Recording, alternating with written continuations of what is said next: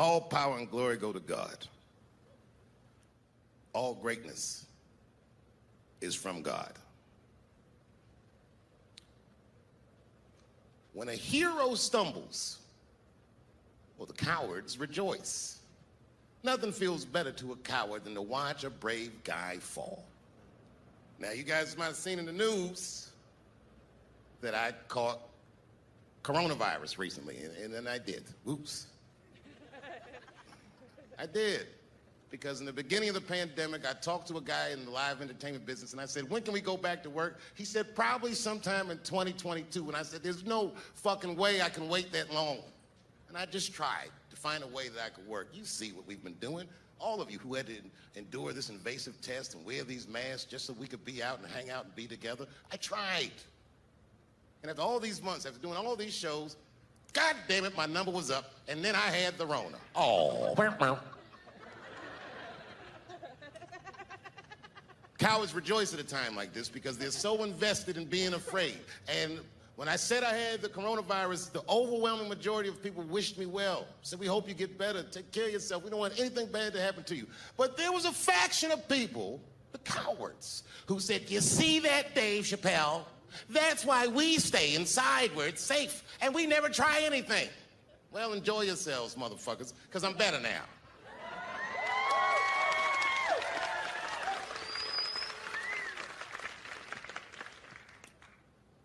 Years ago, a man named Edward Snowden came to notoriety. Do you remember him?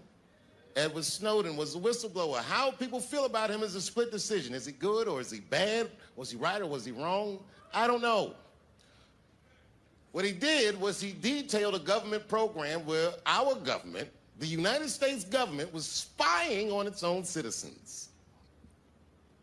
And when he did that, people didn't really care. If you remember at that time, we were prosecuting a war on terror, and my God, what if these terrorists are living amongst us? We have to do something if they spy on some of us. I mean, who has anything to hide? Remember that. Years later, after Michael Brown got killed and riots broke out in American cities and Ferguson and all these places, you heard black Americans saying they're militarizing our police departments, and no one cared because the unrest was so uncomfortable and so daunting, and all these Negroes look so angry. Nobody said anything. Remember that. On January 6th, well, American citizens stormed the Capitol.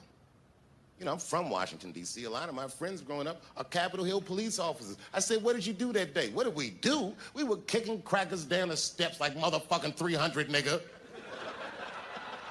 Trying to save our country.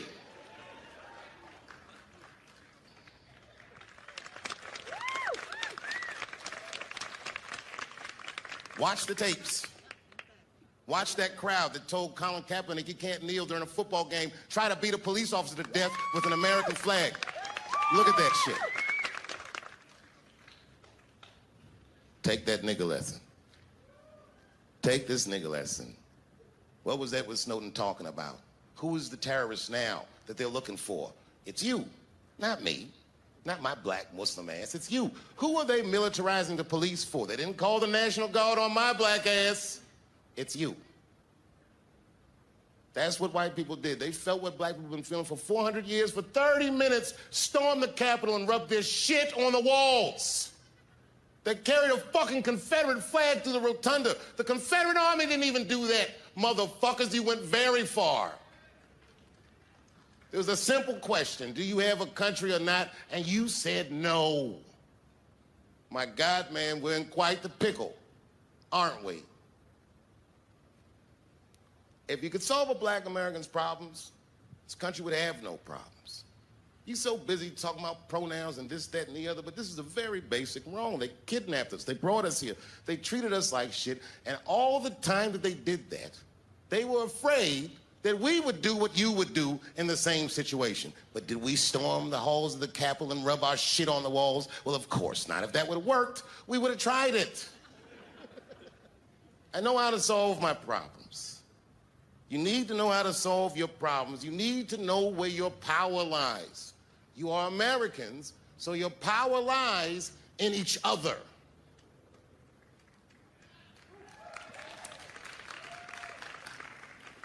few weeks ago, I put a special out. I called it Unforgiven. I told people what my beef was with Comedy Central. I never talked about it. I demanded that the network pay me. Many of my peers laughed at me because that's a ridiculous thing to demand. They said, well, you signed the contract, so what are you even mad about? Here's the thing. I'm very good at minding my own business. And the trick to minding your own business is knowing what is your business. And these people that talk about me, these cowards that rejoice, well, they don't understand what greatness looks like. I never asked Comedy Central for anything.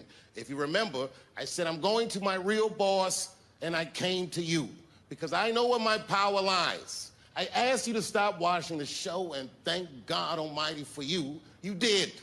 You made that show worthless because without your eyes, it's nothing. And when you stopped watching it, they called me, and I got my name back, and I got my license back, and I got my show back, and they paid me millions of dollars. Thank you very much. When I took 12 years off, and you put me right back on top when I came back, I couldn't thank you enough. You have kept me free. I have not had to do what so many of my colleagues have to do because of you. I have no idea what dicks taste like. This is a very important moment. I want to thank Ted Sarandos at Netflix, a CEO who had the courage to take my show off its platform at financial detriment to his company just because I asked him. And I want to thank Chris McCarthy of CBS Viacom. This guy is younger than me. And like most people younger than me, has an interest in making the past right and did something that was very courageous. And finally, after all these years, I can finally say to Comedy Central, it's been a pleasure doing business with you.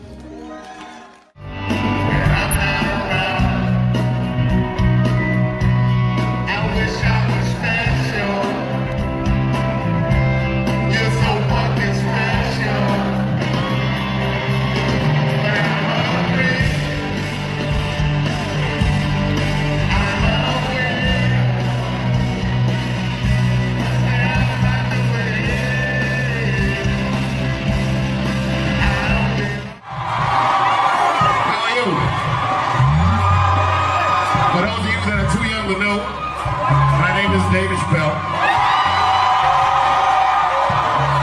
And it is my honor to be here tonight at Erykah Badu's birthday celebration because we are still booming. Why y'all stop playing? Keep going, keep going. Have you ever seen it before? Would you believe after all these years, I'm still dope? I'm not talking, it's real talk.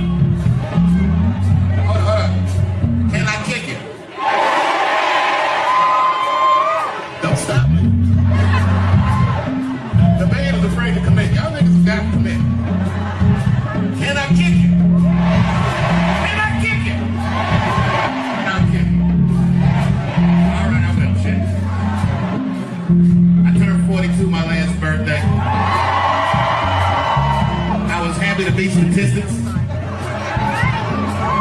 but getting old is a trip. I'm not old, but I'm older than I've ever been, and it's a trip. I took 2 shits in a 45-minute span. That's what happens when you get my age. I was in a hotel suite jerking off and gave up in the middle. I didn't even finish. That's what happens when you get old. And you think you can't kick it no more, but we're still moving. Tough year, 42. I got booed off stage in Detroit.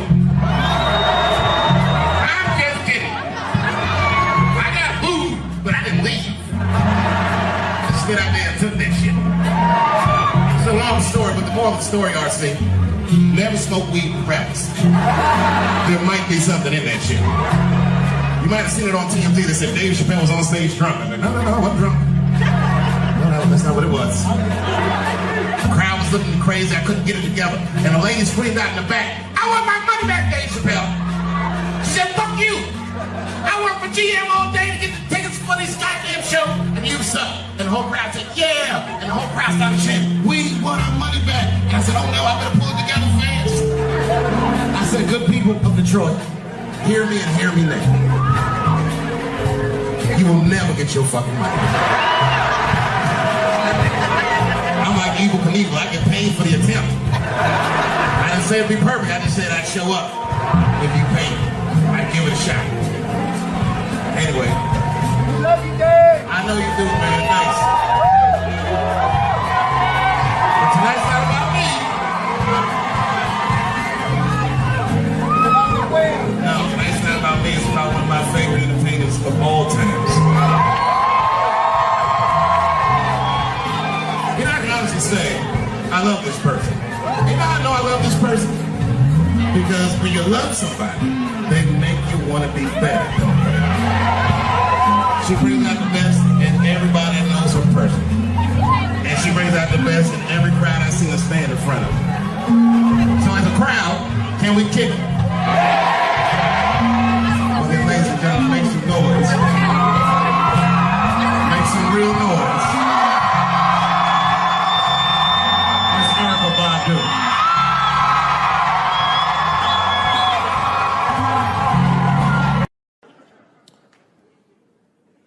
The second time I met O.J. Simpson.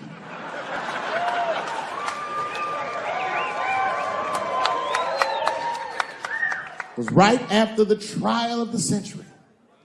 There I was, now a young man of probably 23. O.J. Simpson was the most famous or infamous face on planet Earth. I was in a restaurant in Beverly Hills with my agents. I wasn't alone in the restaurant, but I was alone. I was the only black person in the restaurant. And in the 90s, that felt very uncomfortable. Now I tend to enjoy it at this age.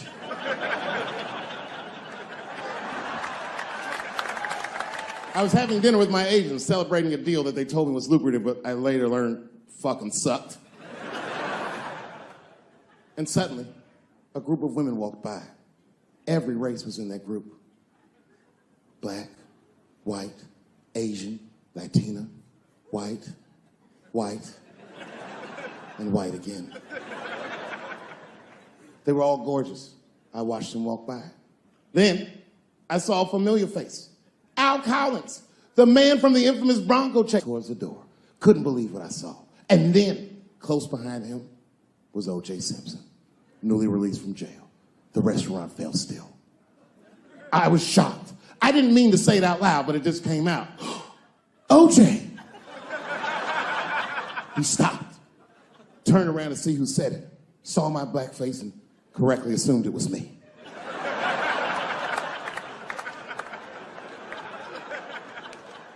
I was sitting in the corner of the booth. He leaned over all the white people I was having dinner with and shook my hand. How are you, young man?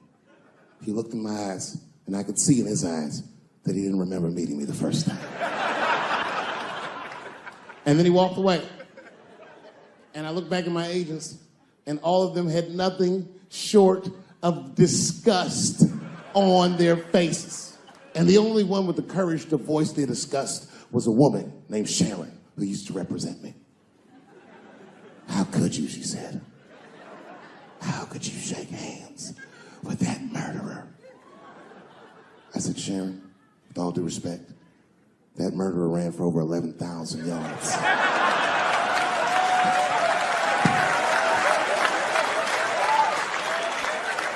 And he didn't fit. Glove didn't fit. Get over yourself.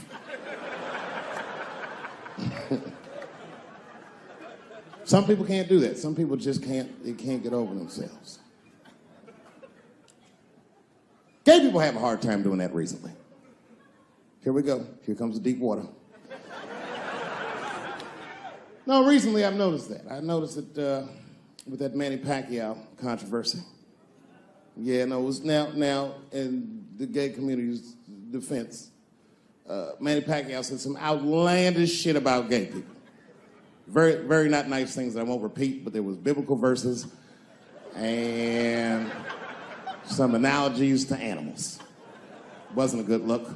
Nike took his shoes immediately, which I thought was a little harsh. A little harsh. You know what I mean? Because he's, just because he's Asian. You know what I mean? Fuck, you gonna take shoes off Asian dude to appease a gay dude. You know what I mean? No? You don't know what I mean. But Asian people kind of know what I mean. No? No Asians in the front? No? No, this is what I mean. Okay, look. Okay, you're an Asian dude. No, I say this with no disrespect. But we're all Americans, right? And we can agree that America has a huge body count all over the world, but nowhere more than Asia. Literally, if you look at history, recently, we have bombed the masculinity out of an entire continent. We dropped 2 atomic bombs on fucking Japan, and they've been drawing Hello Kitty and shit ever since. There's a lot of lady boys in the wake of our bombs. And I know these things because my wife is Asian. She's Filipino. All right, well, okay, so that explains it. Now you know why you see me at all those Filipino events.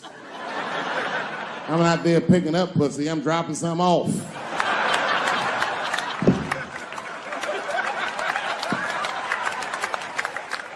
I take my wife to all that shit. I took my wife to see Pacquiao fight Mayweather. We sat ringside, okay? That was a quiet car ride home. That's what that was. But if you know what's popping in the Philippines, you know that they got a whole generation of kids in the Philippines growing up without their mothers. Yes, a lot of women in the Philippines go to the Arabian Peninsula, they come to the United back home, which is still one of the #1 staples in the Philippines economy, money that their expats send back to the Philippines. The men, on the other hand, are left rearing children, twiddling their thumbs, waiting on their wives' checks. These men have been fucking emasculated. And then suddenly, a boxer rises from amongst them and reinstates their manhood with his motherfucking fist. This is not the guy you're supposed to ask, what do you think of homosexuals? He's not your champ. Shit. That's why I don't have a sneaker deal, because if you say something that people don't like, they'll take your fucking shoes off. Road ahead. They've got the longest mental gap to bridge. That's all I'm saying. Because, you know, whenever I see one of them T's on the street, I don't mind them, but I'll be like, man, I miss Bruce. I'm sorry, guys. I'm 42. I remember Bruce Jenner. Before the Kardashians, before all that, this motherfucker was a white American superhero. It was amazing. He was beating Africans at track and field. We'd never seen anything like it. He was on my cereal box growing up. You know how much of that cereal I ate, nigga? I didn't know he was gonna do that.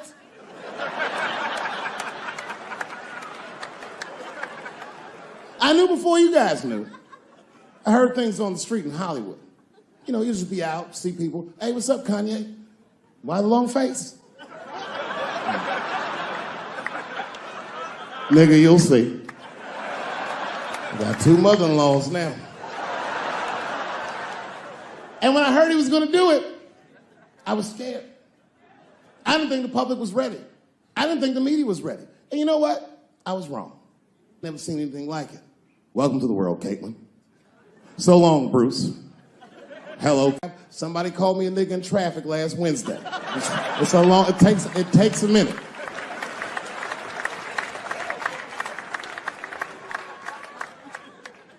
My wife's friend, Stuart, told me that. My wife has a lot of gay friends. Stuart's their leader. She has a lot of gay friends. And I don't like them.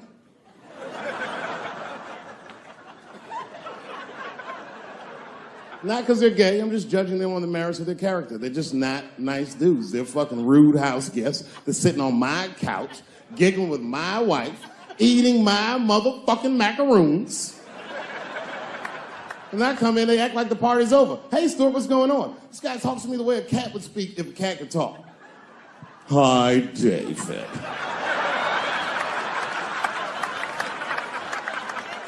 Stuart, what's all the beef, man? What's going on?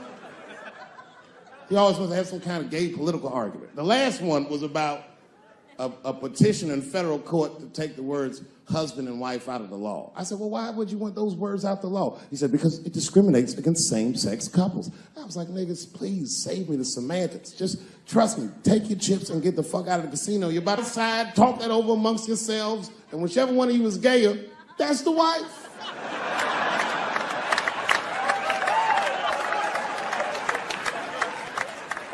No, Stuart didn't like that. Stuart educates me about this movement, you know what I mean? I didn't even know shit about it. He told me it's called LBGTQ. I was like, what the fuck is the Q? Does that even make sense, Q? Turns out Q is like the vowels. That shit is sometimes Y. It's for gay dudes that don't really know they're gay. You know what I mean? Like prison fags who are like, well, I'm not gay, nigga. I'm just sucking these dicks to pass the time. I'm not G, I'm Q. Ugh.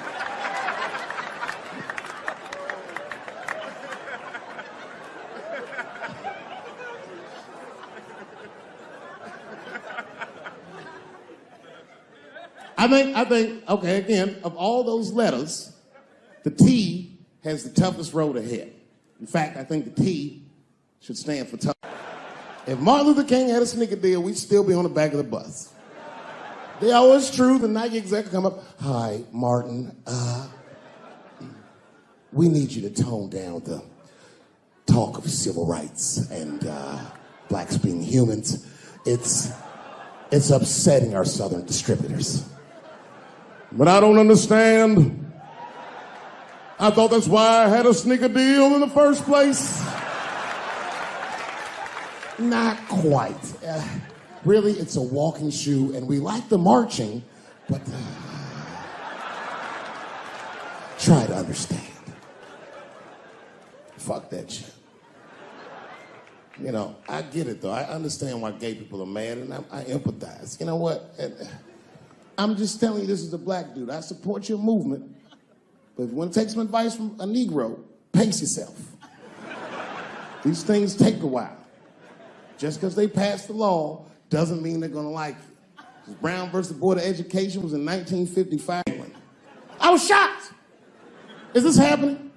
Wait a minute. Is this a time in American history where an American can make a decision for themselves, and even though other Americans don't understand it, they'll support it and let this person live a happy life? Is this what's happening? If it is, then good for America. That's Dave Chappelle, the American. Although Dave Chappelle, the black American,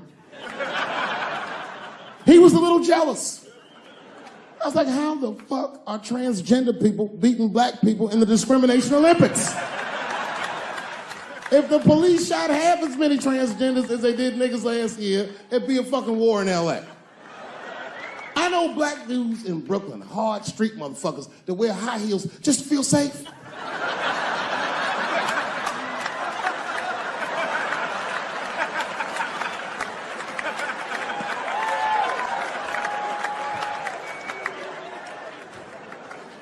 Transgenders are gangsters. I used to do business with a transgender in Hollywood. Man, everybody would be scared of her in the boardroom. She'd walk in there, newly minted woman, high heels, purse. Chip.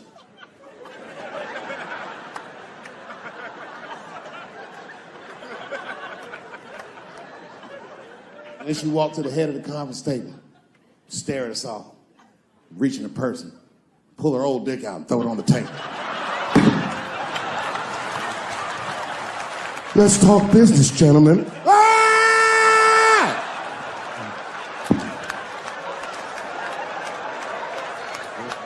Shit is scary as fuck. If your best friend pitched that to you, you'd be horrified. Yo, nigga, let's go to the hospital and cut our dicks off and make pussies out of them shits. What? Can't we just get matching jackets or tattoos or something? Sure, that's what you want to do? There's only one way to find out, nigga. Wu-Tang, bow, bow. Let's go to the club and trick niggas into fucking us, yeah. In my life, it's too much there to stress you out. This whole world is just drug-infested, hate-infested, drug-infested world. Hate drugs. I heard the worst drug story. You know what my friend told me? You know what he's dealing with? His landlord is hooked on crack. That's terrible. That's pressure. If your landlord's hooked on crack, that means you've got to have the rent. You come around all the time. I got the rent. It's not even due yet. It's the 10th. Come on, I need it. Let me just get $20 of it now, and then just give me the rest of the month. Every couple hours. Hey, look, I'm going to need some more of the rent. This building's falling apart. Things came up. Comes home early from a party. Landlord's in the crib going through his. What are you doing in my house? Ah! Where's the sink? I came to fix it. It's in the kitchen. I thought it was in the drawer. I'll fix it tomorrow when I come for the rent.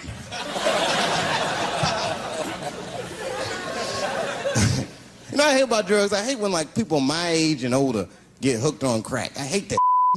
You're too old to be experimenting with the drugs at a certain point. You should be past that. You ain't doing it by a certain point. You just miss it. Drugs are really for old people anyway. You 75, you've earned the right. If I was 75, I'd do coke, heroin, everything. I wouldn't give a. I'd be walking down the street, they'd be like, boy, that old man is tripping.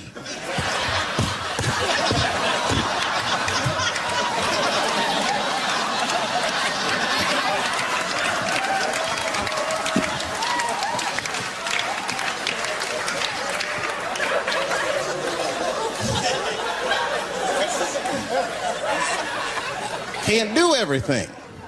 Maybe weed. If you're gonna do something, do a little weed. Smoke weed. Weed's not as bad as everything else. Weed is a background substance. You know what I mean? You can smoke some herb and still function. And you ain't crisp, but you'll function. Nothing higher than weed, though. I made that mistake one time. I was at a party, some guy gave me some. He's like, here, man, take this. It's mushrooms. I took it. I forgot all about it, you know.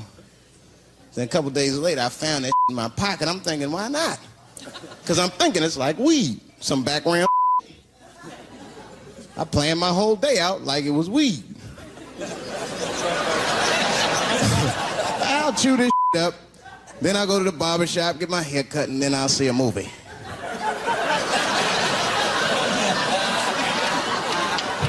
I chewed it up. So far, so good. Then I was in a barber shop like an hour later.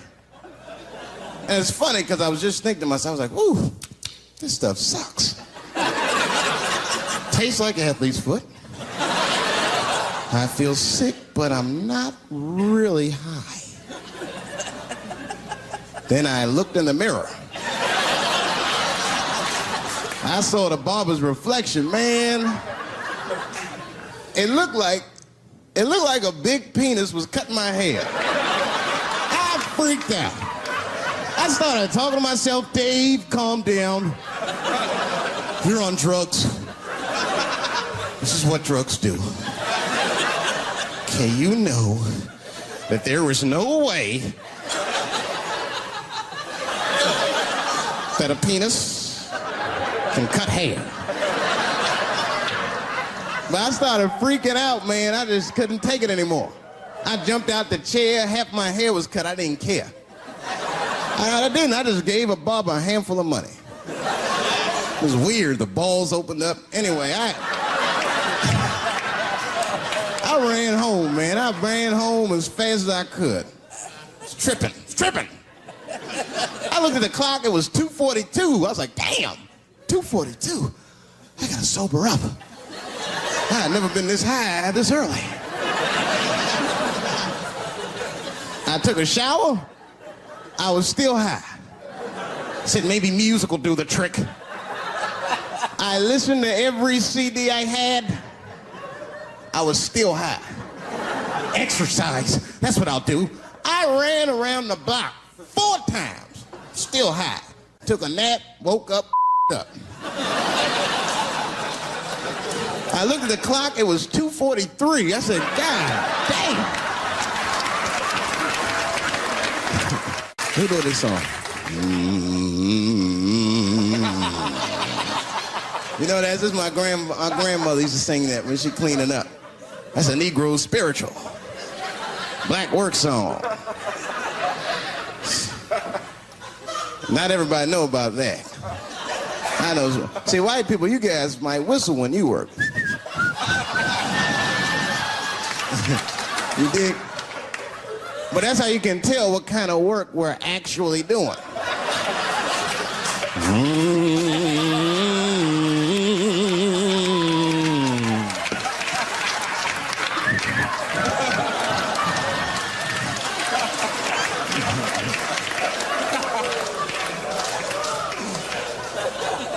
I study that kind of I do. Anything that has to do with race. I read a little here, see a little there. And I travel. That's always good. Traveling has made me a racism connoisseur, if you will. You know, it's different from region to region. Anyone ever been down south? So you guys know what I'm talking about. And the racism down there is just, it's perfect. It's due to a perfection. It's comfortable, it's out in the open. There are no secrets in Mississippi. Everybody knows the deal. Morning, nigger. Morning, sir.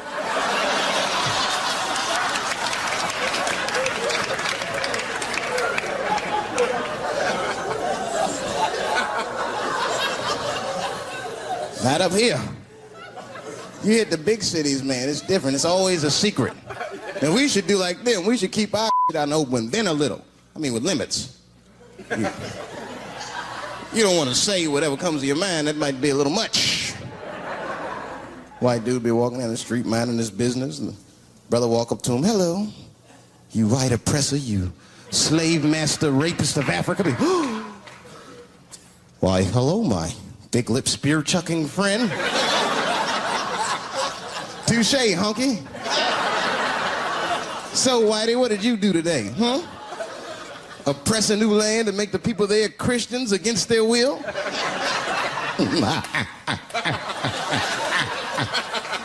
What did you do, fella? Burn those big black lips on a crack pipe as you miss your job interview? Easy, Whitey, you're cutting deep. All this chit-chat has got me thirsty. If you will excuse me for a moment, I'm going to go to the Korean store and get something to drink.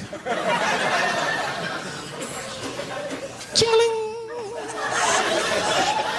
Hello.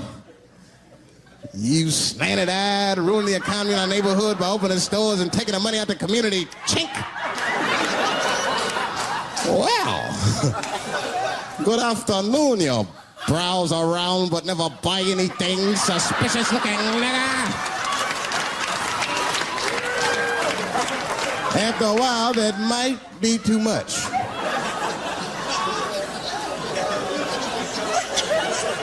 But you can't help it. If you're an American, you're a racist. We brought up from the beginning to think in generalizations. We never look at the individual. We rarely look at the individual. I'm a racist. I know I'm a racist. You know how I know? The other day, I caught myself being racist against myself.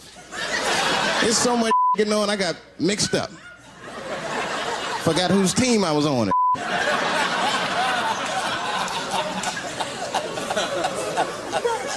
One time I was reading the paper, man, this story came on about this guy was suing a department store because they wouldn't let him play Santa Claus, you know, because he's black. And I was actually like relieved when the department store beat him. That's bad. But I wasn't ready for that. I wasn't ready for the idea of a black Santa Claus, man. That would suck. So we wouldn't get our presents to the 28th, 29th. Sorry, wet kids. Santa got caught up with some in Vegas. I had to sell some toys to get back. Shit. Where them cookies at?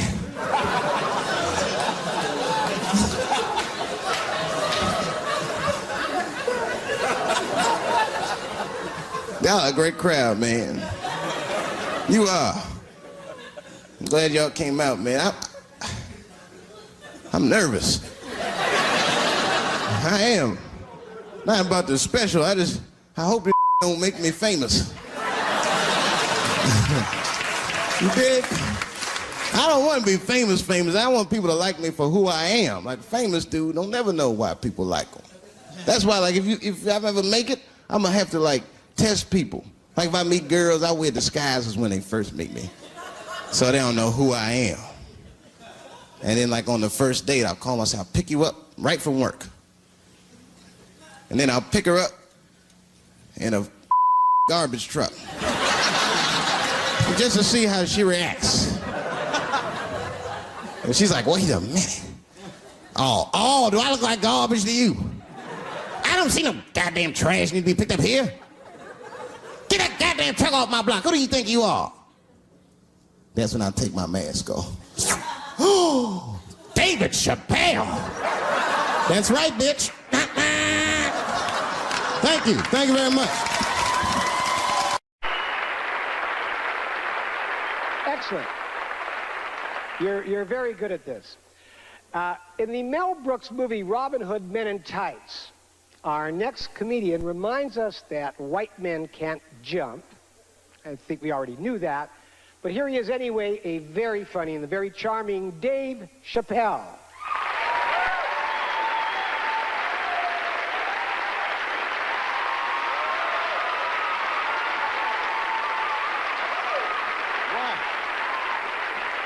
Thank you very much. Very good to be here tonight, man. I almost didn't make it. I just got back in the country. I was in France. I didn't even mean to go to France. Actually, I was in Algeria in Africa, and my plane got hijacked. You might have seen it on the news. Very horrifying experience. Everyone on the plane was scared, except for myself. I was not, relaxed because I'm a real brave guy. I'm not brave at all. I just know the facts. And the facts clearly state that a terrorist has never taken a black hostage in the history of the world.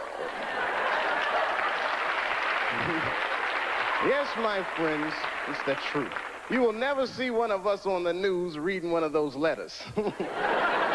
They is treating us good. We all just chilling. Because terrorists know what they're doing. I hate to say it. But black people are bad bargaining chips. Terrorists would call up the White House, hello, we have got 5 black people. And we will... Hello? They know leverage when they see it. L.A. now, I just got here a few weeks ago. Very interesting city you guys have here.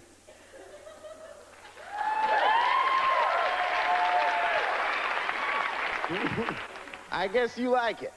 I like it too, man. I just gotta get used to the pace of this place. I mean, I look like a real slow guy, but I like contrast. Speed turns me on. You guys stand on the escalator. That drives me crazy. It's going up. I can't walk around you or anything. And I can't drive too good. I don't like driving anyway. And then come to think of it, the first week I was here, they stole my car. Now, granted, it was a rental car, but it still hurt. I had just put gas in it. I was very upset. But I figured it was no big deal. I bought the insurance. So I just called the rental car agency, and they sent me another one. The guy was nice on the phone. No problem, Mr. Chappelle. We're going to upgrade you. We're sending you, hold on to your hat, a Lincoln Town Car. I said, wow. Is that nice? Man, you're going to love it. Any of you guys ever see a Lincoln Town Car before? It looked like a big-ass pimp car. I was like, what is this? I couldn't even keep it in one lane. Oh, man. I felt like a pimp in that car. I did, man. I drove it down Sunset Boulevard. All the whores snapped to attention. A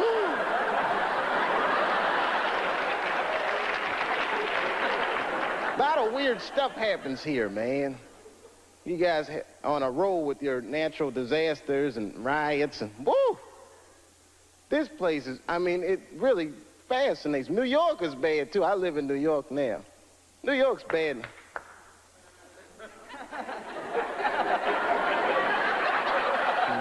It's a lonely feeling, isn't it?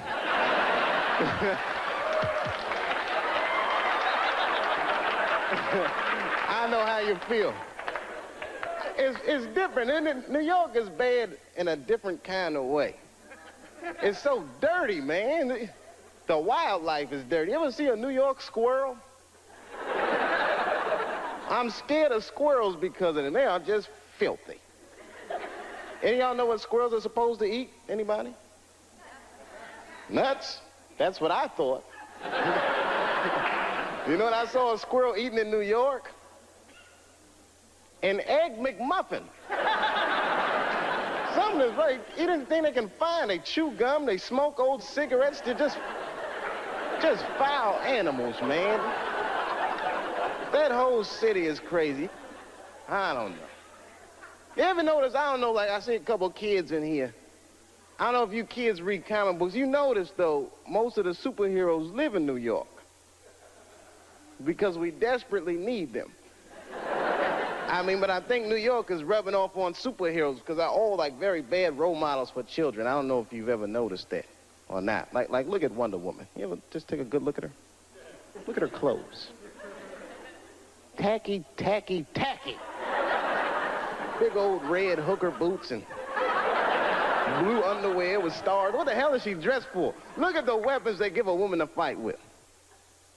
A golden lasso that makes you tell the truth. What is she gonna do with that? You know, just catch a bad guy. Gotcha! I wasn't gonna say anything earlier, but this lasso just squeezed the truth right out of me. Terrible thing. And I'm not just picking on the women either. I'm talking about all superheroes. Very stressful. Hang in there. I'm gonna come see you. And hi, Mom. I'm not gonna tell you where she lives. DC. David Chappelle takes on Batman and Robin. Stay tuned.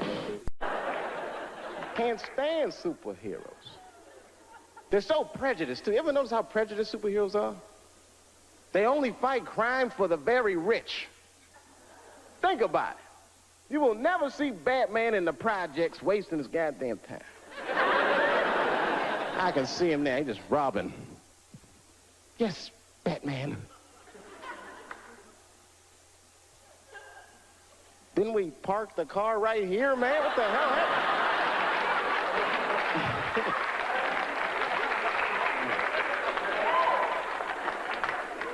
Something about New York. New York diversified me, though. I learned a lot about culture there. I mean, I'm a big culture buff. I don't know. I mean, I don't want to point anybody. Anyone here in the audience Jewish?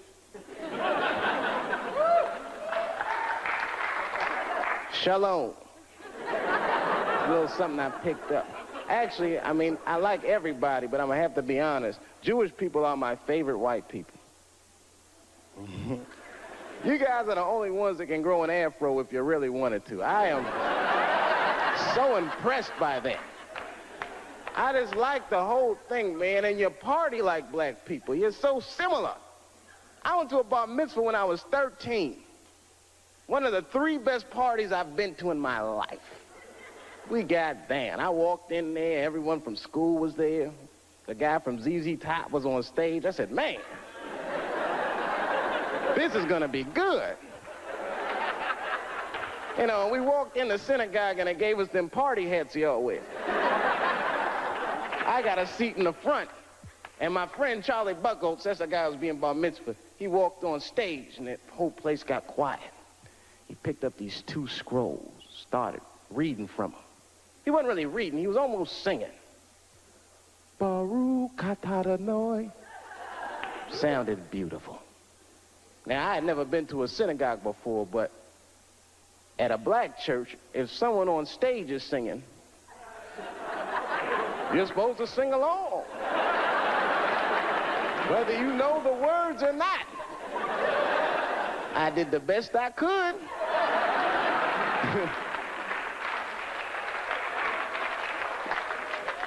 Then things really picked up. We all left the synagogue and went to this after party at the Hyatt. This is the fun part. There was all kinds of food, man, bagels and filthy fish. And we went in there, and I was wondering what kind of music they were gonna play. Now, let me tell you something. I don't know who this Hava Nagila guy is, but his album is slamming. They put that music on, the whole place just lit up. Everyone was dancing. I was breaking plates. Hey! And someone shouted out, sponsor. That's Greeks. Oh, sorry about that. Wrong white people. But anyway, we were having a great time. I didn't even know it was a tradition. You're supposed to pick the person who's being bar mitzvahed. You pick their mother up in a chair and dance around the party. I did not know that that was a tradition. I mean, I was just thinking, man, we are out of control tonight.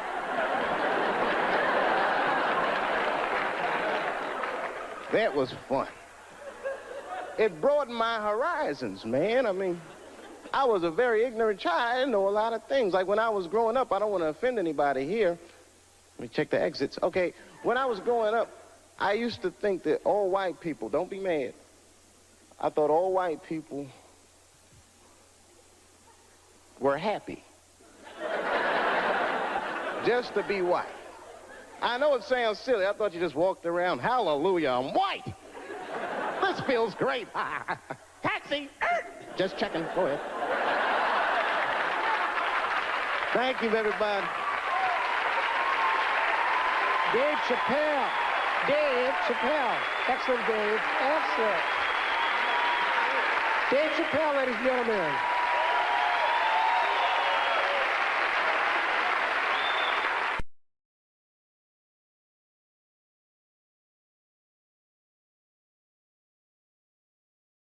Generation Washingtonian. He is a man who has made already in his young life lasting contributions to our cultural heritage and to humanity. Dave loves Washington, D.C., and we love him right back. He graduated from Duke in 1991 and never stopped coming back. From shouts out to D.C. public schools at this year's Emmy Awards, to supporting D.C. statehood, to attending the unveiling of an iconic mural on the Ben's Chili Bowl. What we love most about Dave is that he is a fervent defender of disenfranchised communities around the world. He's a husband, a father, and he is committed to doing things his way, the Dave Chappelle way, the brash, clever, in-your-face way, and always speaking up for Washington, D.C. Chappelle has long advocated for D.C. public schools, and we were so proud that he helped D.C. public schools trend at the Emmy Awards all across the world. He told people what we already know. Our commitment to public education is unmatched, and our children's talent is even greater. We say to the world that it's obviously D.C. public schools when we're talking about standing up and speaking up for success. Let me just say a bit about the honor I'm about to bestow. The key to the city is the highest honor an individual can receive from our nation's capital. And I am very stingy with them, I gotta tell you. To keep the honor special, it is rarely given. It symbolizes the freedom of the recipient to enter and leave the city at will as a trusted friend to D.C. residents. And as Mayor of Washington, D.C., it is my privilege to present a key to the city to a D.C. Public Schools alum, an Emmy Award winner, in recognition of his outstanding comedic craft, artistic merit, promotion of DC values, and overall perseverance. Ladies and gentlemen, Dave Chappelle.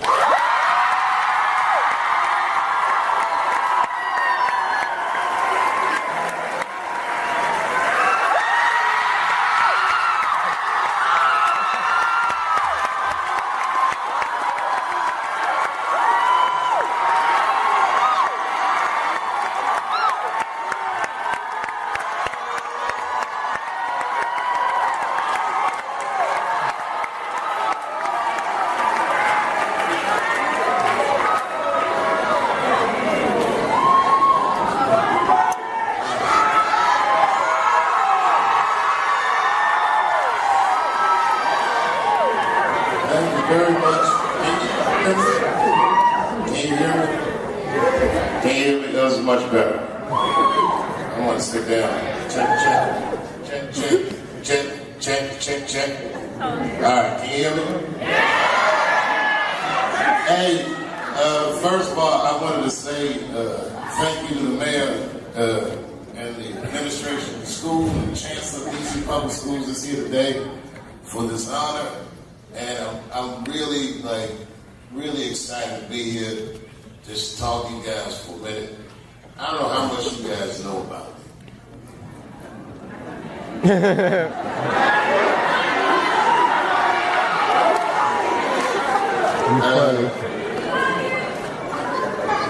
I came to Ellington school year 87, 88.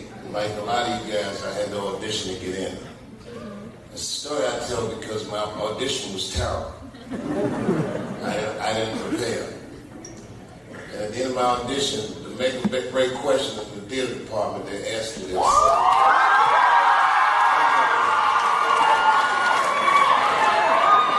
So those of you who audition, I don't know if they asked you this question, but when we was there, they would say to us, why do you want to act? And I remember I said to the theater department teachers, I said, I don't want to act.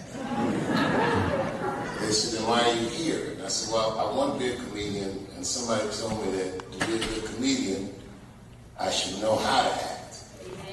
And I guess the teachers liked that answer. They knew that I was trying to make myself better. So when I look at you guys, I really do see myself. And there was another thing they used to do in our first year where they would tell us, they'd say, look to the right of you and look to the left of you. And they would talk about all the people that wouldn't make it through the 4 years. And not everybody did.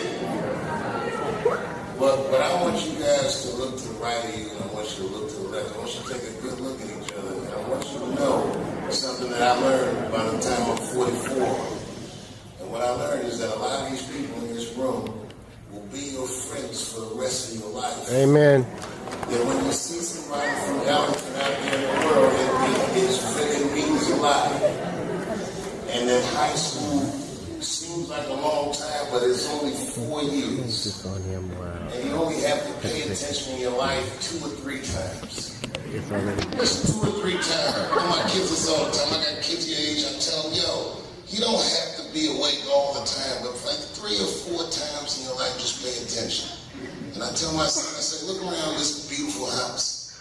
I said, everything in this house we're enjoying is based off of decisions I made when I was younger than you. Right now, you guys are making your future. And this is a very important time in your life. And you guys got to be kind to each other. You guys got to help each other get through this time so you'll be successful.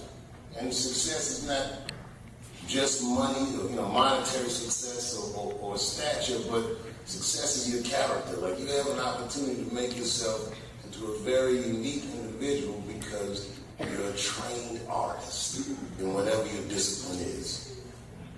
A lot of times, high school is like, it's a mean social hierarchy for most people.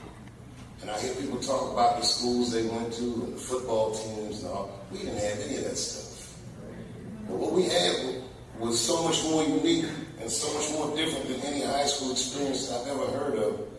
And when I walked in this building today, I mean, it's clear to me that you guys I hope you never take this for granted. Like, $170 million is a lot of money. And that's what they spent on you guys, on your future. And the money symbolizes a very rare opportunity to cultivate talent that God gave you. And I hope that you take advantage of it. If you don't, you know, but if you do, and I also want to tell you one last thing. I never went to college. That I did my entire professional career based off the education that I received here at Duke Ellington. And I must tell you that I was wildly prepared. That when we went to school from 8:30 to 5, I'm not gonna lie to you, I hated school. I didn't understand what was happening, but years later when I had my own television show and I was working 16-hour days, it felt easy to me. Because I had school days longer than that. And at least on a television show, I was the boss. Here, I just had to do what everybody told me. I used to mop this stage, well not this stage, the slip stage. I used to mop the stage that was here, and I used to watch the seniors dance and all that stuff. And it inspired me and made me want to do better. And we all pushed each other in a real friendly and loving way. And even today, friends of mine from Ellington are here. And I also want to take a quick moment to just remind you guys that being a school teacher is a thankless job. You know, kids are, you know, they just take things for granted when they're there. When I got older and I realized how hard the teachers at the school worked on our behalf to keep us safe and to teach us what they know, I hope that you just take a moment at some point in your life to thank them. Because we spend so many hours at this school, they're almost like surrogate parents to us. And they're very influential people in my life. And I didn't realize that, of course, until years later. And when I see them, it makes me feel safe again and happy again, and just remember so many good things that they all did for me. And that Peggy did for us.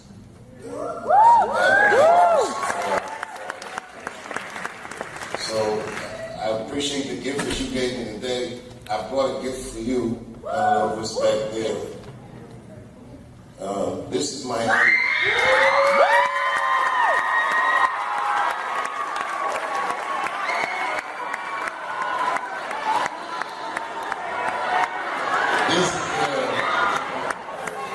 This is a trophy, but it represents years of hard work.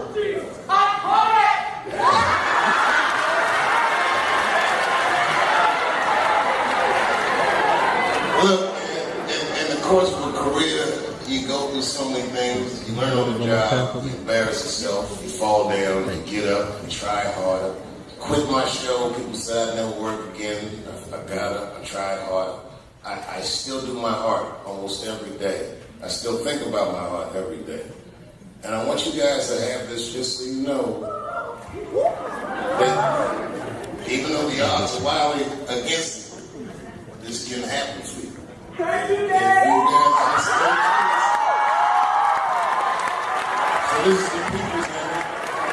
And every once in a while, let's take a look at it and just know that I started earning this Emmy at this school. Yeah, man. And it's yours now, man. I love you guys. I support you guys. Thank you, guys. Thank you to my teachers. And go back. Thank you.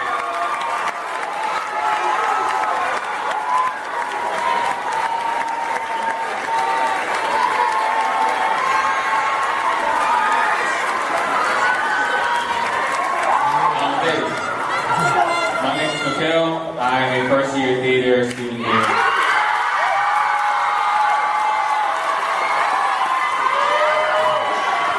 And on behalf of all of the Duke Ellington School of the Arts, we want to thank you for the path that you set, for the trail that you've blazed for us to follow.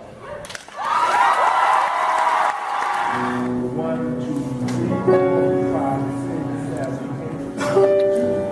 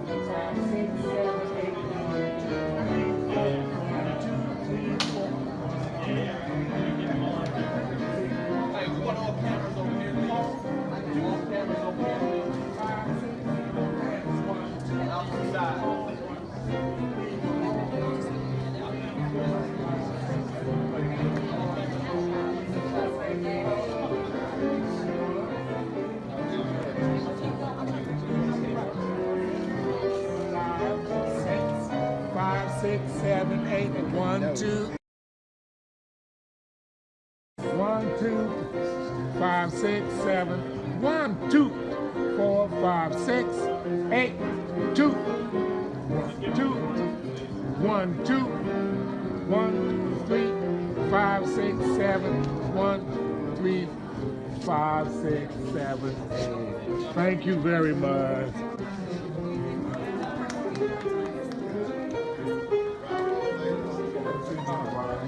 Good to see you. Good to be seen. Thank you. Thank you. Thank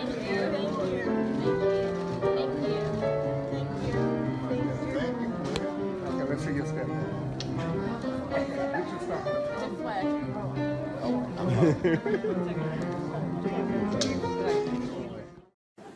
Gay people have a hard time doing that recently.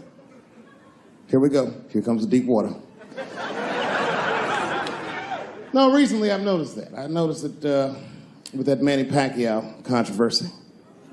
Yeah, no, it was now in the gay community's defense, Manny Pacquiao said some outlandish shit about gay people.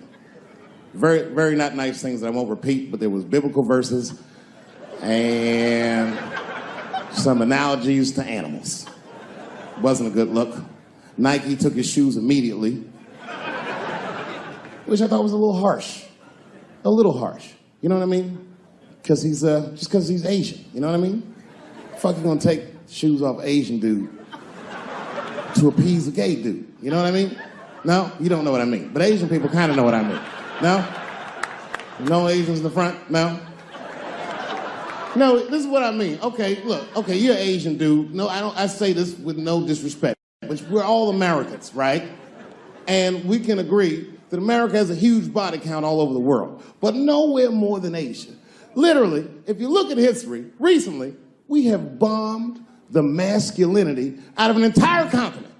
We dropped 2 atomic bombs on fucking Japan, and they've been drawing Hello Kitty and shit ever since. There's a lot of lady boys in the wake of our bombs. And I know these things because my wife is Asian. She's Filipino. All right, well, okay, so that explains it. Now you know why you see me at all those Filipino events. I'm not there picking up pussy, I'm dropping some off.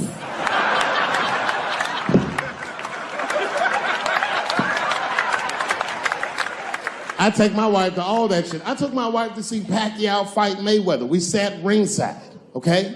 That was a quiet car ride home. That's what that was. But if you know what's popping in the Philippines, you know that they got a whole generation of kids in the Philippines growing up without their mothers. Yes, a lot of women in the Philippines go to the Arabian Peninsula, they come to the United back home, which is still one of the #1 staples in the Philippines economy, money that their expats send back to the Philippines. The men, on the other hand, are left rearing children, twiddling their thumbs, waiting on their wives' checks. These men have been fucking emasculated. And then suddenly, a boxer rises from amongst them and reinstates their manhood with his motherfucking fist. This is not the guy you're supposed to ask, what do you think of homosexuals? He's not your champ. Shit. That's why I don't have a sneaker deal, because if you say something that people don't like, they'll take your fucking shoes off. Throw the head. They've got the longest mental gap to bridge. That's all I'm saying. Because, you know, whenever I see one of them T's on the street, I don't mind them, but I'll be like, man, I miss Bruce. I'm sorry, guys. I'm 42. I remember Bruce Jenner. Before the Kardashians, before all that, this motherfucker was a white American superhero. It was amazing. He was beating Africans at track and field. We'd never seen anything like it. He was on my cereal box growing up. You know how much of that cereal I ate, nigga? I didn't know he was gonna do that.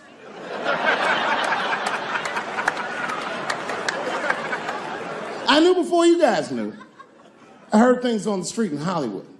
You know, you just be out, see people. Hey, what's up, Kanye? Why the long face? Nigga, you'll see. Got 2 mother-in-laws now. And when I heard he was gonna do it, I was scared. I didn't think the public was ready. I didn't think the media was ready. And you know what? I was wrong. Never seen anything like it. Welcome to the world, Caitlin. So long, Bruce. Hello. Somebody called me a nigga in traffic last Wednesday. It's so long, it takes a minute.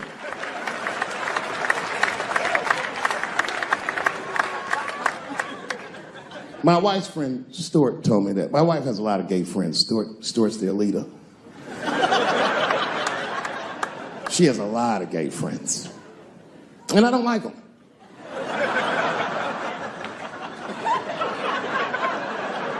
Not because they're gay, I'm just judging them on the merits of their character. They're just not nice dudes. They're fucking rude house guests. They're sitting on my couch, giggling with my wife, eating my motherfucking macaroons. And I come in, they act like the party's over. Hey, Stuart, what's going on? This guy talks to me the way a cat would speak if a cat could talk. Hi, David.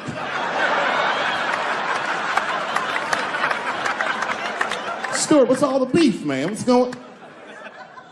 He always wants to have some kind of gay political argument. The last one was about a petition in federal court to take the words husband and wife out of the law. I said, well, why would you want those words out the law? He said, because it discriminates against same-sex couples. I was like, niggas, please save me the semantics. Just trust me, take your chips and get the fuck out of the casino. You're about to side, talk that over amongst yourselves, and whichever one of you is gayer, that's the wife.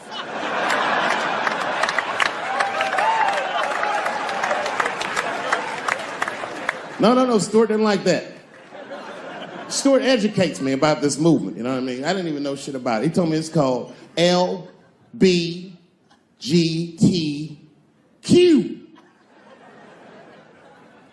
I was like, what the fuck is the Q? Does that even make sense, Q? Turns out Q was like the vowels. That shit is sometimes Y.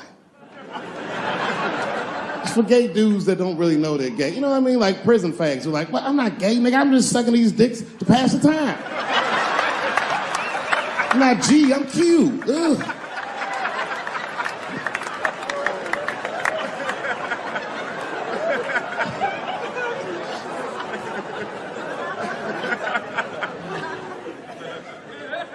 I think, okay, again, of all those letters, the T has the toughest road ahead.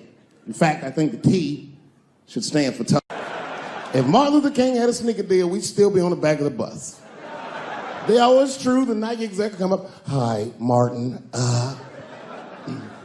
we need you to tone down the talk of civil rights and blacks being humans. It's upsetting our southern distributors. But I don't understand. I thought that's why I had a sneaker deal in the first place. Not quite. Really, it's a walking shoe, and we like the marching, but try to understand. Fuck that shit. You know, I get it, though. I understand why gay people are mad, and I empathize. You know what? I'm just telling you, this is a black dude. I support your movement. But if you want to take some advice from a Negro, pace yourself. These things take a while. Just because they passed the law doesn't mean they're going to like it. Brown versus Board of Education was in 1955. I was shocked. Is this happening? Wait a minute. Is this a time in American history when an American can make a decision for themselves? And even though other Americans don't understand it, they'll support it and let this person live a happy life? Is this what's happening? If it is, then good for America. That's Dave Chappelle, the American. Although Dave Chappelle, the black American, he was a little jealous. I was like, how the fuck are transgender people beating black people in the discrimination Olympics? If the police shot half as many transgenders as they did niggas last year, it'd be a fucking war in LA. I know black dudes in Brooklyn, hard street motherfuckers that wear high heels just to feel safe.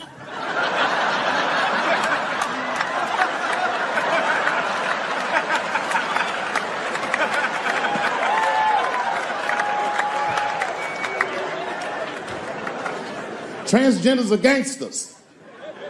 I used to do business with a transgender in Hollywood. Man, everybody would be scared of her in the boardroom. She walk in there, newly minted woman, high heels, purse. Shit.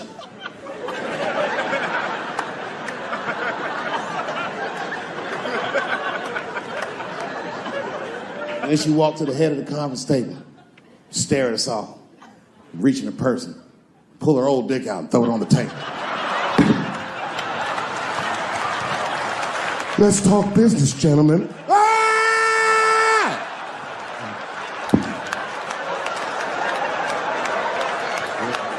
Shit is scary as fuck. If your best friend pitched that to you, you'd be horrified. Yo, nigga, let's go to the hospital and cut our dicks off and make pussies out of them shits. What? Can't we just get matching jackets or tattoos or something? Sure, that's what you want to do? There's only one way to find out, nigga. Wu-Tang, bow, bow. Let's go to the club and trick niggas into fucking us, yeah. Kennedy Center is proud to present Dave Chappelle with the nation's highest comedic award, the Kennedy Center Mark Twain Prize.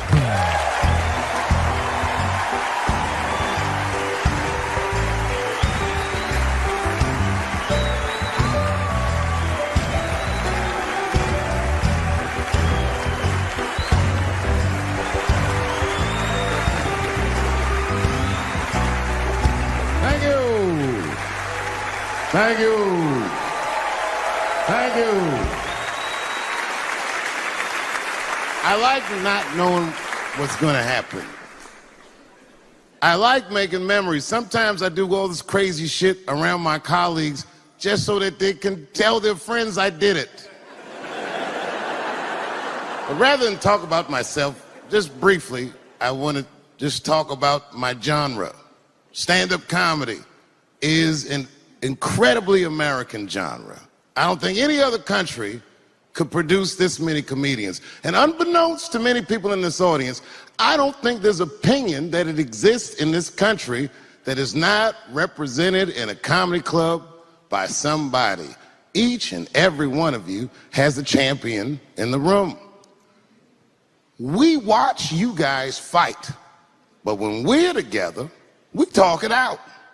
I know comics that are very racist, and I watch them on stage, and everyone's laughing, and I'm like, that motherfucker means that shit.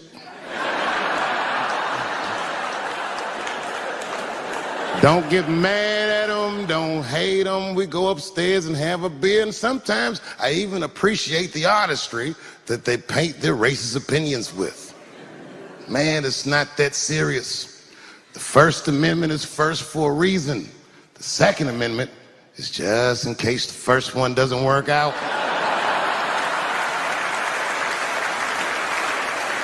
We gotta let some air out of the ball, man. The country's getting a little tight. It doesn't feel like it's ever felt in my lifetime. So tonight, I am honored that my colleagues are here in comedy and in music.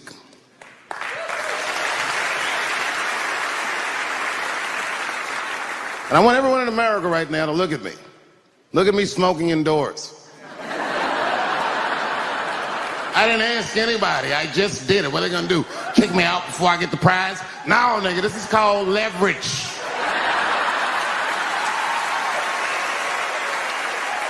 The thing that I liked best about tonight was that I saw so many people from different parts of my life, like friends that I grew up with here in DC, friends of mine from Ohio then and now, friends of mine from comedy clubs, all the fucking musicians that blew my mind. You guys have no idea how you inspired me. I want to give a special shout out to my OG, Tony Woods. Miles Davis has a quote.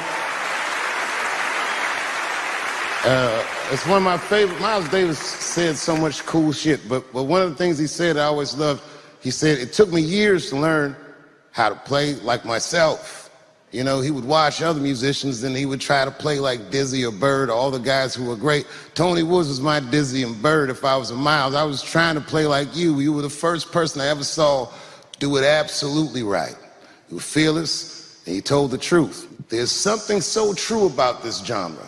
When done correctly, that I will fight anybody that gets a true practitioner of this art form's way, because I know you're wrong.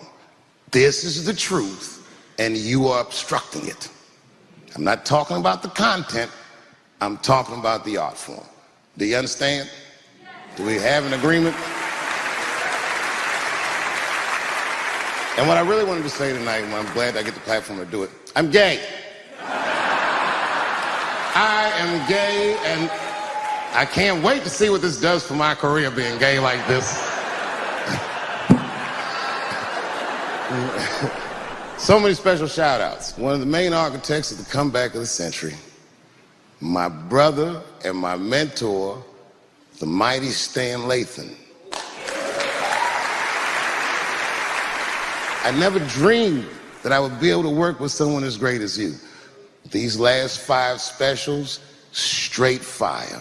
I wouldn't want to do another special with anybody else but you. So eat your motherfucking vegetables and live as long as you can, because we doing a few more of these bitches. Neil Brennan, your speech made me cry, because it reminded me of all those hard days of work and all that money I never got for it. The other real special shout out I gotta make, because none of this would have been possible on any level without this person, is my mother. Mom. My mother. Mom. You have no idea what I put this woman through. If you had just given birth to me, that would have been more than enough. But the fact that she raised me and raised me well, we had a real oral tradition in our house. I knew the word griot when I was a little boy. A griot was a person in Africa who was charged with keeping the stories of the village. Everyone would tell a griot the stories, and they would remember them all so that they could tell future generations. And when they got old, they'd tell them to someone else. And they say in Africa, when a griot dies, it's like a library was burnt down. And my mother used to tell me, before I ever thought about doing comedy, she said, you should be a griot.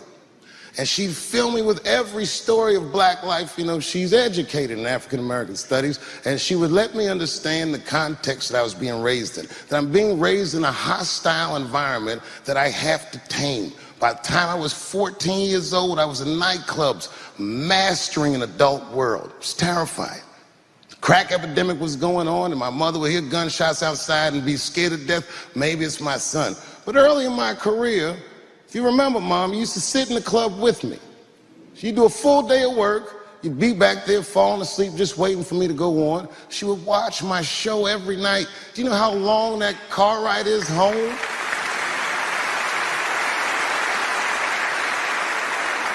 How many of you have ever heard your mother say, pussy jokes were a little too much tonight, son?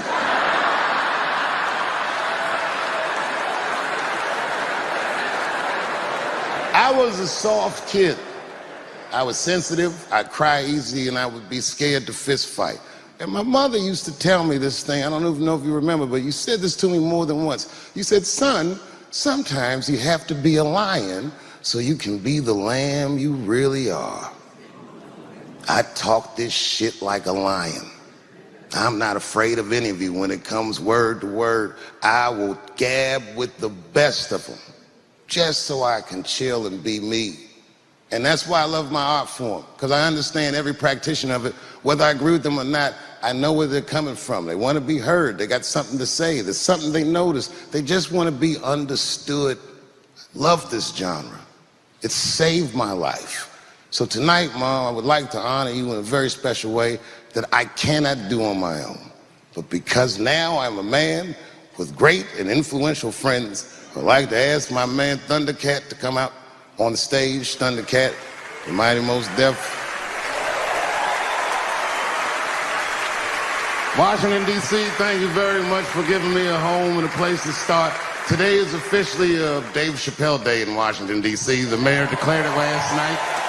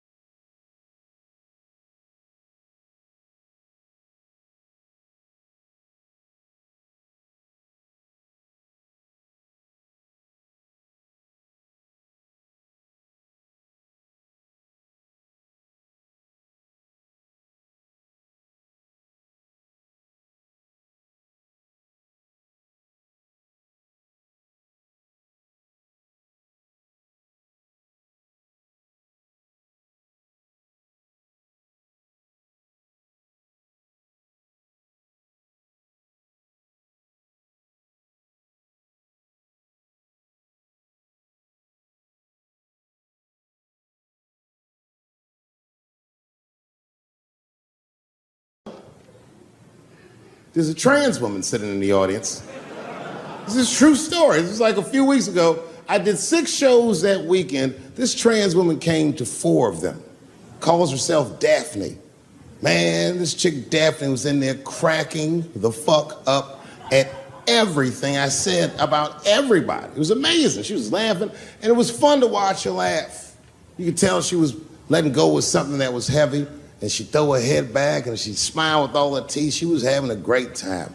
And the more fun she had, I felt bad, because I knew I had some trans jokes to unload. And I thought to myself, maybe I shouldn't say these jokes because I don't want to like fuck her evening up. She's having so much fun. But then I thought to myself, well, if I can't say it in front of her, should I say this shit at all? So I let her rip.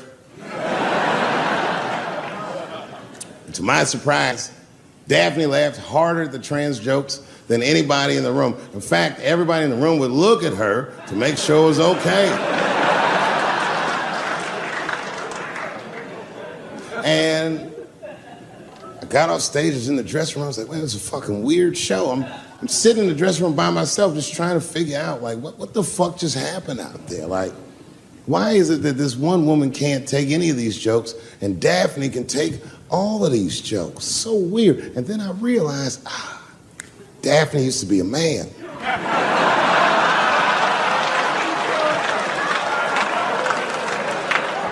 So now I go out of the dressing room and like you can see like all the staff is there like cleaning the club up, the audience had gone, and sitting at the bar by herself was Daphne. And she's like, hey, Dave, come join me for a drink. And I don't want her to think that I'm transphobic or nothing, so I'm like, fuck, I guess I could have at least a drink. And we get some tequila and we're sitting there. And she was fucking cool. Turns out that Daphne, she wants to be a comedian. She was asking me for advice, and I told her advice and all that shit. And then she says to me, she says, boy, you sure do get a bad rap for your trans jokes. I said, Daphne, thank you, but you don't have to say that. I hope I didn't offend you. She goes, no. She said, in fact, I read about you in the New York Times. I said, you did? She said, yeah. She said, I thought it was interesting that they blamed you for R. Kelly. They said you normalized him for telling jokes about him. I go, yeah, they said that. She goes, I wonder why they never said that you normalized transgenders by telling jokes about us. And I'd never thought about that. It never occurred to me. And we started making out. And then like, I reached up just to see what it felt like. I was like, what? And it felt like pussy, did it? It was just like. Now, I was hanging out with a friend of mine. He's a white guy, you know. We were just hanging out. And we were lost in the city, you know, we were smoking a joint. Now, I don't know if it's a coincidence that we were lost and high and shit, but... my white buddy, he was smoking a joint. Dave, it's the goddamn cops.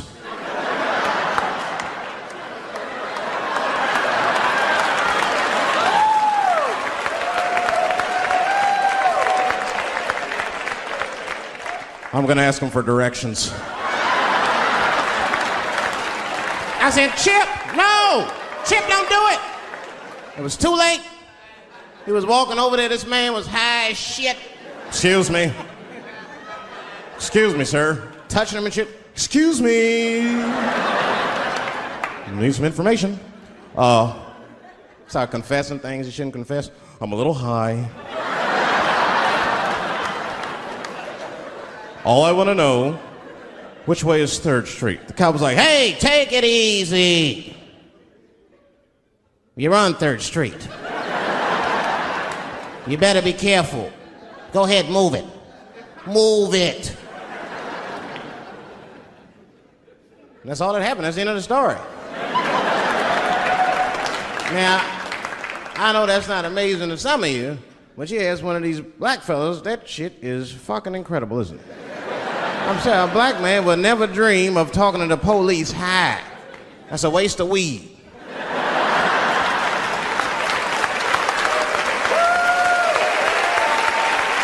Serious. I mean, I'd be scared to talk to the police when I'm sleepy. They fuck around and get the wrong idea and shit. Oh my God. That nigger was on PCP, Johnson. I had to use necessary force. You saw him. No paperwork. Just sprinkle some crack on him. Let's get out of here.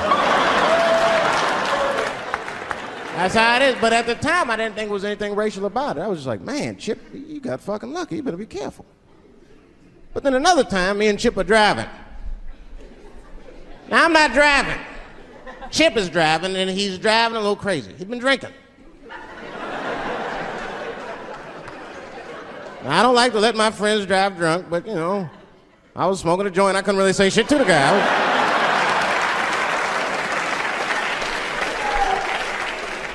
And we get at a red light. We stop at a red light, and a car pulls up next to us, and I'll never forget it. Chippy looks at me, he's all drunk, and she's like, Dave, I'm gonna race him.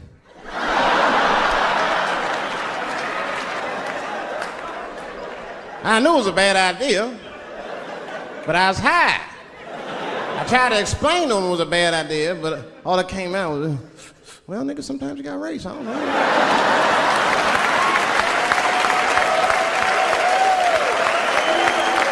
Man, that light turned green and Chip took off, zigzagging and shit so no one could pass me. The other car didn't even know he was racing.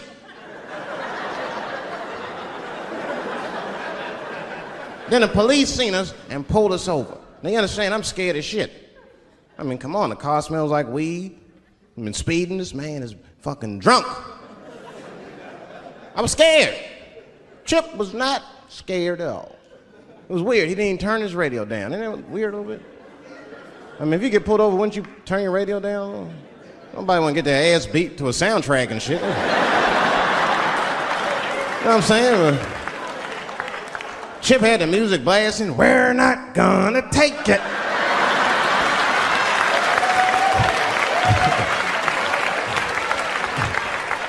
He looked at me and said, Dave, just relax. Close your butt cheeks. Just relax. Let me do the talking. You wanna know what he said? This is almost exactly what he said. I couldn't believe it. He says, oh. Sorry, officer, I didn't know I couldn't do that. I was fucking shocked. The cop said, well, now you know. Just get out of here. Just get the fuck out of here. Chip said, okay, I will, sir. Thank you. What? What's wrong with you, Dave? I didn't know I couldn't do that. He said, that was good, wasn't it? Because I did know I couldn't do that.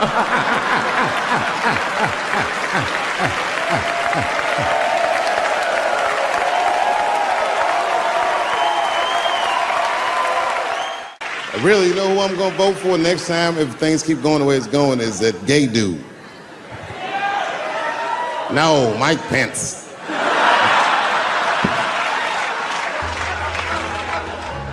Now, this is the same club, the Punchline. This is 15 years ago, and I had just gotten back from my infamous South Africa trip. And I came to the Punchline just to cheer myself up. It's a safe place where I could tell some jokes. And I find out that this comedian I know, Chris Tucker, who's in all those Rush Hour movies, I find out that Chris is in San Francisco too at some charity event. So I call him, I'm like, yo, I just saw you at some charity event. I said, I'm doing a show at the Punchline. Why don't you come by the club after your event? He's like, cool, Dave. I thought she was dead, nigga. I'll come by. He says, is it okay if I bring some friends? Because, you know, I'm with a lot of people. I go, man, you Chris Tucker. You can bring whoever the fuck you want. And then I show up to the club late that night. I walk into the dressing room, and sitting in the dressing room is Gavin Newsom, who at the time was the mayor of San Francisco, but now he's the governor of California. And sitting next to him was Kamala Harris, who at the time was the DA of San Francisco. Now she's the senator from California that's front running on the Democratic ticket.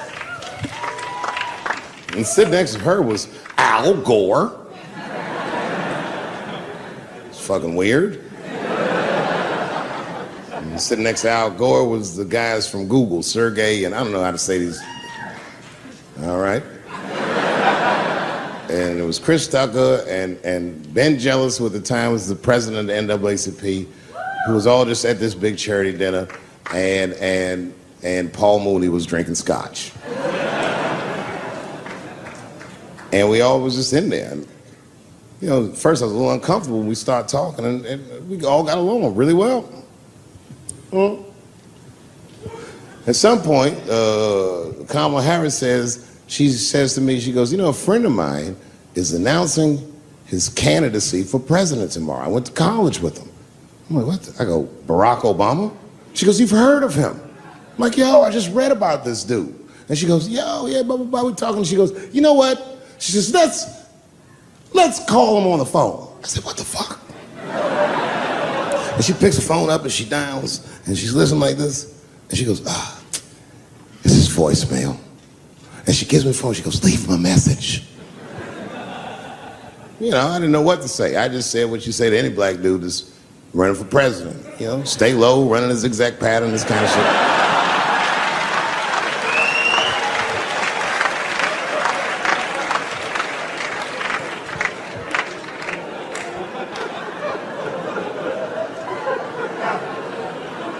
And then the last thing I say is, you know what? I said, sir, I really do believe you can do this. Like, man, I'm wishing you luck. Now, next day I wake up and go for coffee at a place called the Embarcadero. It's like an eatery by the sea in San Francisco. And I'm walking to the coffee shop and there's a police line and I can't cross the tape. But then I figure, fuck it, I'm Dave Chappelle, so I go into the thing like this. And the police yoke me. These motherfuckers like tackle me immediately. And I see over the police's shoulder Gavin Newsom. I couldn't remember his name, but I remember the night before I had kept teasing him and saying he looked like Christian Bale, the guy from the Batman movies. So I see him and I can't remember the name, so I'm just like, Batman, help!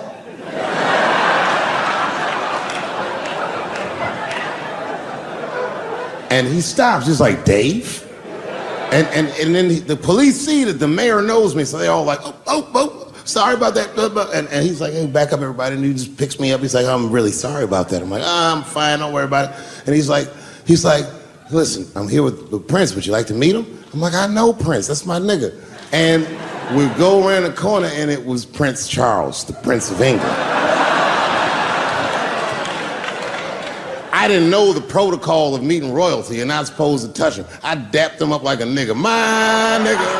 Ah! Just hugging him and shit like this, dapping him up, like this. And that nigga was cool too. I was like, that's really fucking weird. And then I was just out there in the upside down, not having no TV show, trying to figure life out. And the election was going on in the background. And this guy, Barack Obama, was picking up steam. This motherfucker was killing it. And I had a chance to go to the last debate on the Democratic ticket, and I went. It's me and Chris Tucker sitting in Myrtle Beach, South Carolina. It's the last three candidates. It was Barack Obama, John Edwards, and Hillary Clinton. Now, Obama's a lot taller than Edwards and Clinton, and he had the center podium. And at one point, they're all on stage, and they start fussing, and Obama goes, look, none of us are perfect, like this. And his hands was like this, and there was light shining behind his head, and the other two candidates was looking up at the nigga, and I was sitting in the audience like, this nigga looks like Jesus.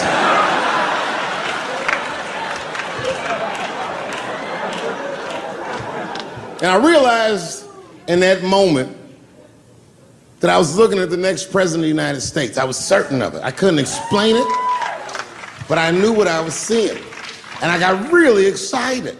And I'm not that kind of guy. I said, I gotta meet this motherfucker. So I stayed. They were all on stage doing interviews, and I just waited. I was waiting and waiting, and then John Edwards was done with his interviews first, because everybody knew he wasn't gonna win. And I see John Edwards, and I said, hey, Senator Edwards, I just want to say hi, and that motherfucker looked at me like, I'm like, fuck you, nigga, you gonna lose anyway. And then he left, and then Hillary Clinton just walked by me in one of them Steve Harvey suits.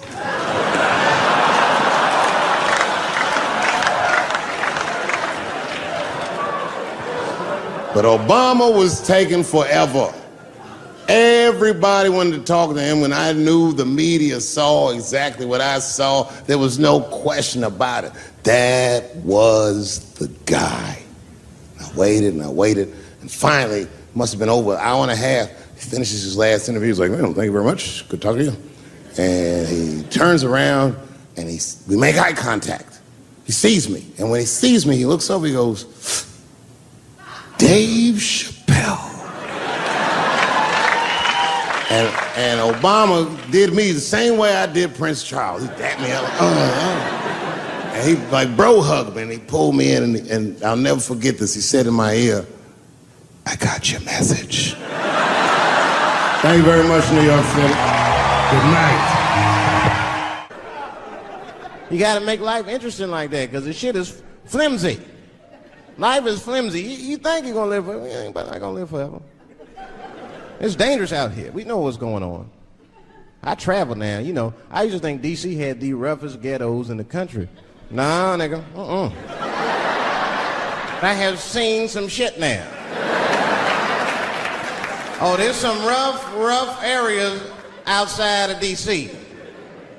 Yeah, everybody should go to the ghetto. I was taken to the ghetto one time. That's the worst. When you get taken and you're not expecting to go. You know, usually you want to know when you're going to the ghetto, like, I'm going to see some wild shit. I got to prepare myself. I'm going to see something crazy. When you're taken, it's different. I had a limousine driver. It was after a show. It was late at night. It was like 3 in the morning. I had a limousine driver. He was a nice guy talking to me and shit. Oh, hey, where you from, dog? D.C.? Word? That's a rough city, man. And his cell phone started ringing. Hold on 1 second. Hello? Oh, what's up, nigga? What? What the fuck? Slow down. What? What the fuck? No! No! No! Fuck that, nigga. Fuck it. I'm on my way.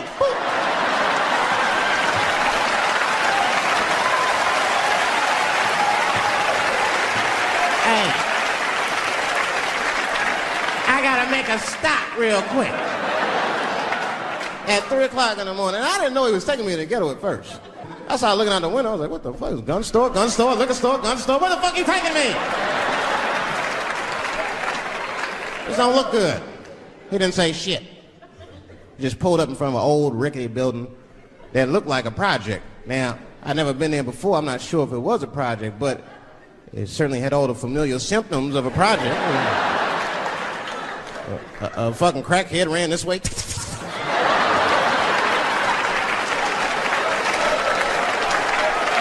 And then another one jumped out of a tree and shit. The driver said, I'll be right back. And left me. Took the keys with him and just left me. At 3 o'clock in the morning, in front of a project, in a fucking limousine. This was not good. I was like, man, I gotta look around and see if I can see some landmarks and figure out where I'm at. Might have to escape on foot. Now, this is when I knew I was in a bad neighborhood. You only see this in the worst neighborhoods. Remember, it's 3 o'clock in the morning. It's 3 o'clock in the morning. I look out the window. It was a fucking baby standing on a corner. Look at this. And the baby didn't even look scared. He was just standing there.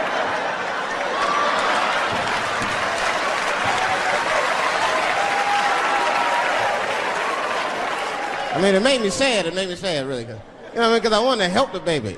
I was like, I don't trust you either. I'm sorry. Click. Click. The old baby on the corner trick, eh? I'm not gonna fall for that shit. Where's this limousine driver? You know, I start feeling bad. As time goes by, I start feeling worse. Like, man, what is wrong with me? What the hell's wrong? I'm scared of a baby.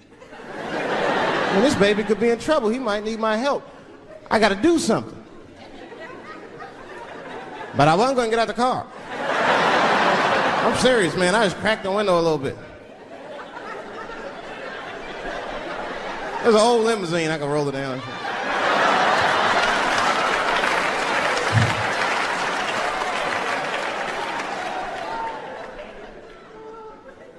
Hey, baby. Baby, go home, man. It's 3 o'clock in the morning. What the fuck are you doing up? The baby said, I'm selling weed, nigga. I said, oh, shit.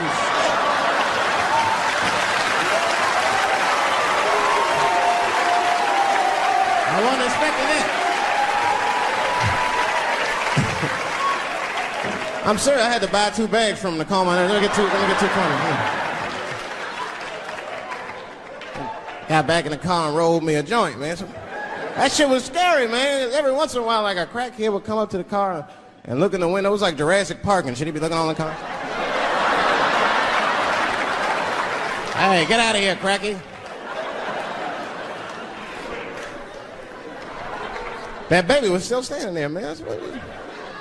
Then I started feeling bad again. Yeah, weed make you feel guilty sometimes. You know. Man, what is wrong with me, man? I have just bought weed from an infant. I can't condone this kind of behavior. What am I thinking? I can't let the fear ruin my morals. Got to do something.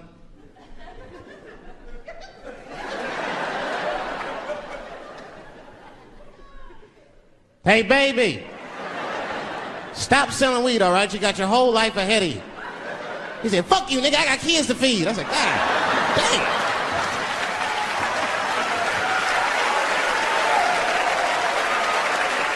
Sad. And just at that very moment, one of the crackheads was running across the street and got hit by a car. I know it was a hit and run. The police did it. That's all right, they sprinkled some crack on him and got back up.